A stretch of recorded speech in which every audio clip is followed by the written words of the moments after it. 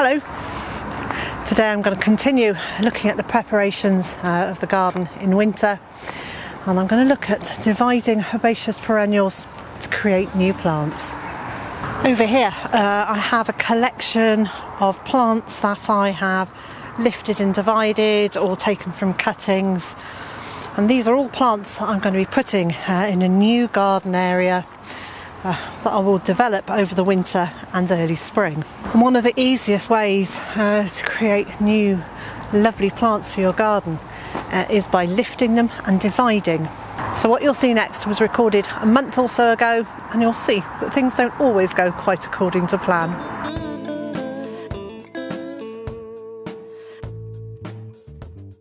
Apart from sowing seeds, I think division is probably one of the easiest methods of propagating new plants, and it's one that can be done in autumn or in spring. Some plants prefer autumn division and some later in the year, and the easiest way to tell which is which is as a general guidance.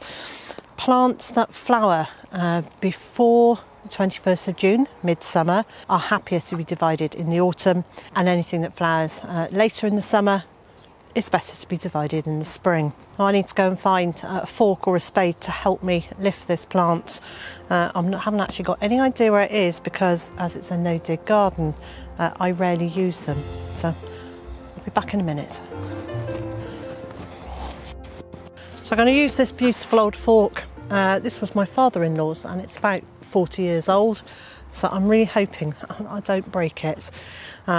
I have broken many forks and spades since we've been here because the ground is so hard to work with, but I'm just going to tease this plant gently up out of the ground and not try and do anything too dramatic with this lovely old fork. So this is the plant that I'm going to lift and divide. It's a daylily. It's been in here for about 3 years, but I'd like some more clumps of it, so I'm dividing it not because it's got too busy in the middle, but because actually I just want some more of them.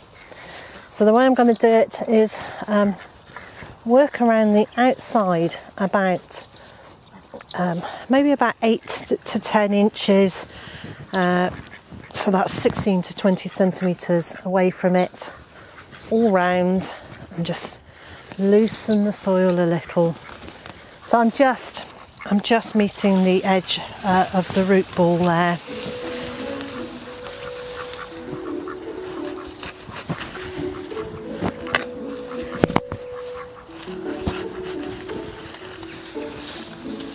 And I'll continue to work all the way around. And then I'm going to place my fork just on the edge of the roots and slowly, if I can, slowly push in and lift. It would be ideal if this root ball came out in one go, but I really don't think it is. It's actually about 60 centimetres across, going further back. I don't think I have the strength to do that. So I'm going to hope that I can take it out in pieces. Or maybe not. So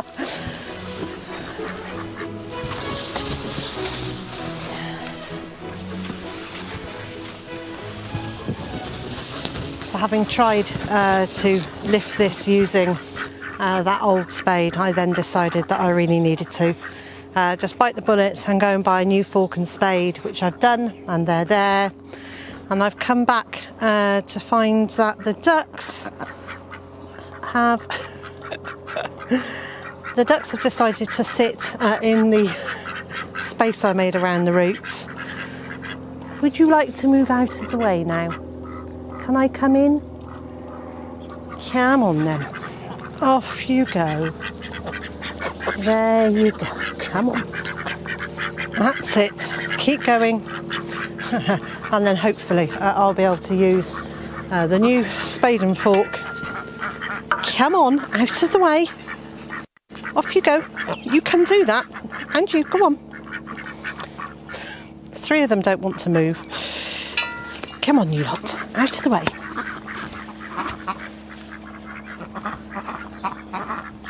Come on then, off we go. Out you go. That's it. So now, hopefully I'll be able to use the spade and get underneath those roots and lift this plant.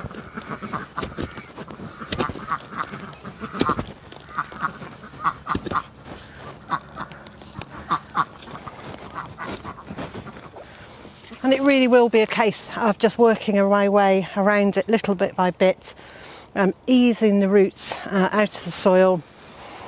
The main reason for this being such hard work is that the soil here is incredibly poor, and so the layer on the top here, which looks fine and crumbly, is mostly wood chippings that I have used as a mulch over the years.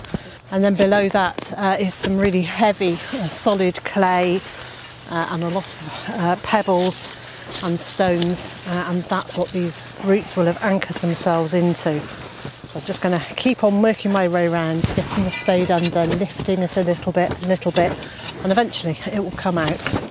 You may recall a couple of years ago, Tony O'Neill from Simplify Gardening coming over to help me move a damson tree that had self-seeded in the garden. And he had every bit as much difficulty getting that out as I've got with this one, so I wasn't expecting it to be a quick and easy job.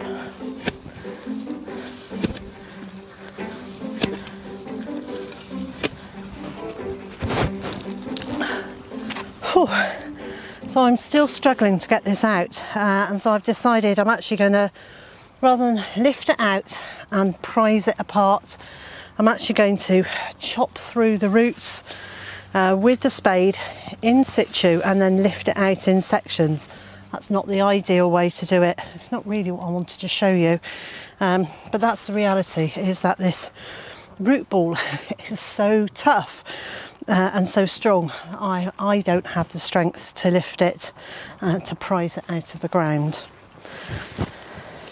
So I've cut all around this section, I think, and let's give it a go to lift this one piece. Okay, well, I've cut mostly around it. Looks like I've still got a cut to do there.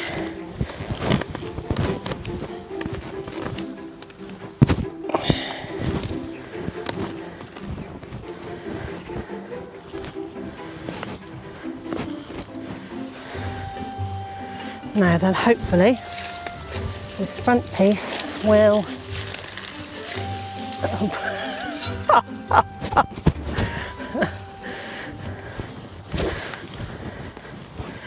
well, so much for it being easy. We'll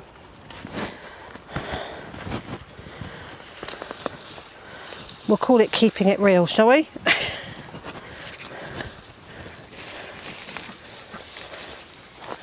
So what I can see is it's loose on that side, but there's still a piece here on the root here that's very much attached to the rest. There we go. So what I've done is chopped through the roots vertically, chopping them down. So you can see here, I've just sliced through it. And that'll be fine. I'm going to put this into a bucket of water to give it a really good drink, and then this will plant up as a new clump.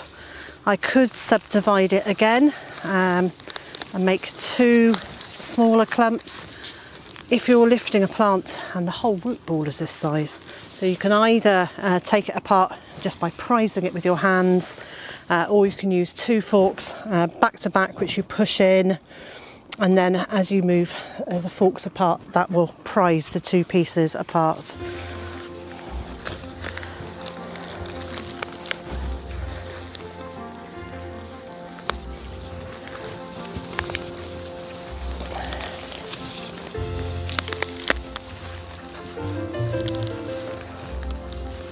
So I think I might need to either pop the spade through it there or get a knife to cut it through. This is quite a tough old root.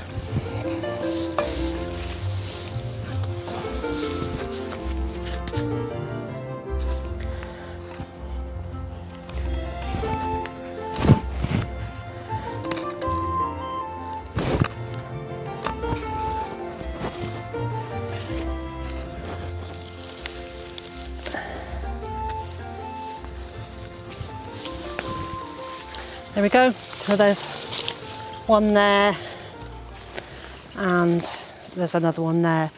I do need to get these into the water quite quickly because the sun has come out, and although I'm in the shade here, it's quite a warm day. So I'm going to carry on taking sections of this out and creating new plants. I'll be back shortly. So in the end, I did manage to get some of the daylily put into pots. So I have several chunks now in different pots ready to go into the new area of the garden when that's ready. In my next video, I'll show you some more of the jobs that I will be doing to get my garden ready for winter. And so, wherever you are in the world and whatever you've got planned for today, I hope it's a good one. And I also hope you'll join me again next time.